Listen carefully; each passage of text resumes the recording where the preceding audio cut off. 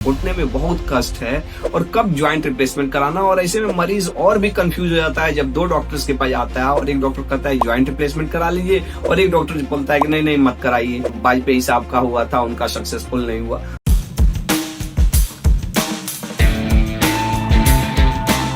एक चीज मैं सबसे पहले बता देना चाहता हूं कि कोई भी सर्जरी हर इंसान में सक्सेसफुल नहीं होता। अगर 100 इंसान का ऑपरेशन हुआ तो अगर कोई ऑपरेशन 90 लोगों में सक्सेसफुल हो रहा है तो वो सक्सेसफुल ऑपरेशन उसको बोला जाता है। और कॉम्प्लिकेशंस हमेशा रहती हैं, लेकिन ओवरऑल नी रिप्लेसमेंट एक सक्सेसफुल ऑपरेशन है। और आज के दिन में इंडिया में इतने सारे एक्सपर्ट हो गए हैं कि जिसका कोई हिसाब नहीं है और ये बहुत ही एक तरह से कहा जाए तो रूटीन सर्जरीज के रूप में हो गया है।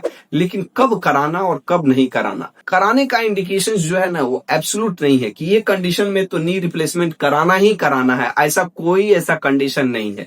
एक्चुअली ये कराना ना कराना मरीज को कितना दिक्कत है उसके ऊपर है। और ये दिक्कत भी है ना, ये बहुत ही सब्जेक्टिव है।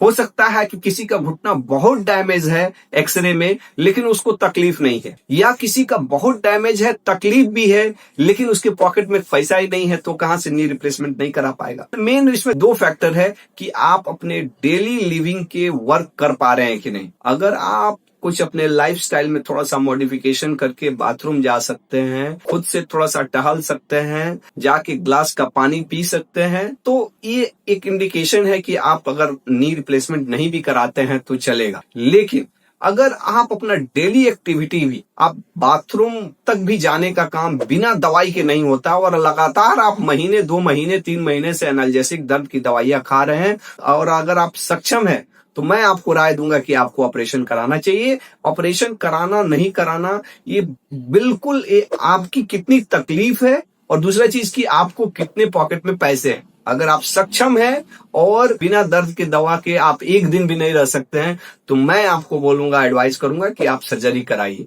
लेकिन अगर आप सक्षम नहीं है तो क्योंकि ये महंगा सर्जरी है तो इसको अवॉइड भी करना चाहिए, क्योंकि दिक्कत ये होता है कि कोई भी सर्जरी में एक इनबिल्ट कॉम्प्लिकेशंस भी होने की चांसेस रहते हैं। अगर आप पुअर आदमी है, गरीब आदमी है तो आप अपने जीवन शैली में बदलाव करिए, ज्यादा दर्द की दवाइयां की चक्कर में ना पड़िए, क्योंकि दर्द की दवाइयों के कारण से मैंने देखा है कि बहुत से लोग दर्द दवाई खा खा के किडनी फेल कर गए। तो मरना तो सबको है एक दिन, लेकिन एक तरह से एक कॉम्प्लिकेशन के कारण से मर जाए ये भी सही नहीं है, जबकि ऑपरेशन एक सेफ रास्ता है। तो अगर आप बिना दर्द की दवाई के अगर जिंदगी काट सकते हैं, आप थोड़ा अपना लाइफस्टाइल मॉडिफिकेशन से, कोई फिजियोथेरेपी से, तो मैं आपको एडवाइस करूंगा कि आप नी रिप्लेसमेंट ना कराएं। लेकिन आपको बिना दर्द की दवाई का काम चलता ही नहीं है और अगर आप सक्षम हैं तो ये एक इंडिकेशन है कि आप नी रिप्लेसमेंट कराएं। अगर आपको लगता है कि ये वीडियो आपके परिवार वालों, आपके बड़े बुजुर्गों को किसी भी तरह से वैल्यू ऐड करता है तो इसे लाइक करिए, अपना प्यार दीजिए, शेयर करिए, कमेंट करिए। Thank you. Think healthy, be healthy.